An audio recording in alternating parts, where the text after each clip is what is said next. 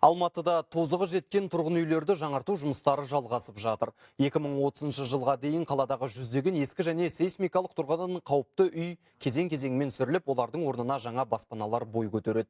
Бағдарлама аясында шамамен 7,5 мың тұрғынды жаңа пәтерге көшіру жоспарланған. Қазірдің өзінде 35 жоба қолға алынып, 432 пәтер иесі жаңа баспанаға қоныстанды. Қалада жаңартуды қажет ететін 1400-ден аса үй бар. Мұнда тұратындар ғимараттардың жылдар бойы жөнді көрмегенін айтады. Қыста үй жылымай, жауын-шашын кезінде төбеден су өтеді. Қыстың отопление толық немен 100% берсе де үйлеріміз суық. Өйткені үйлердің бәрі қисайып келатыр. Уже шелдер, қатты шелдер ашылып жатыр, потолок жағынан да, аст жағынан да жерден. Тұрғындардың айтуынша, мұндай жағдайда ескі үйді жөндеп қана қою жеткіліксіз. Сондықтан кейбірі жаңа пәтерге көшуге дайын. Қабырғасы қақырап, құлаудың азалында тұрған мынандай үйлердің барлығы алдағы 4 жылда толықтай сүріледі. Жаңартуды талап ететін үйлердің басым бөлігі Жетісу, Әуезов және Алмалы аудандарында орналасқан. Олардың дені өткен ғасырдың 30 жылдары салынған. Күләш Досқалиева осы үйде 60 жылдан бері тұрады. Жақында ол құрылыс компаниясымен келісімге келген. Енді жаңа пәтерге қоныс аудармақ.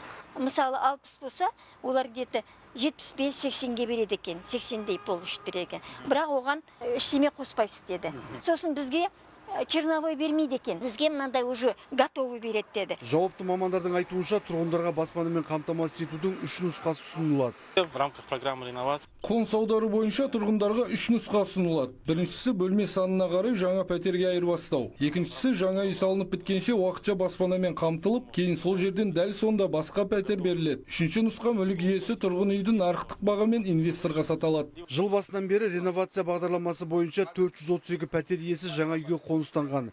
Жыл соңына дейін бұл көрсеткішті 1000-нан асыру жоспарланып отыр. 4 үй бұзылған, орнына 3 9 этажды үй салынды, 172 квартира.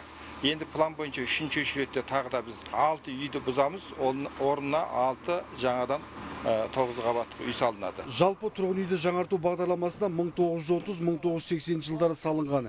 Негізінен 2 қабатты ескі және апатты үйлер енгізілген. Тізімде тұрғын үйлермен қатар коммерциялық және қоғамдық нысандар да бар. Бағдарлама толық жүзеге асса, мыңдаған алматылық қауіпсіз әрі жаңа баспанаға көшеді. Қуан Нұрақын, Ержан Жаңбырбай, Қазақстан ұлттық арнасы, Алматы.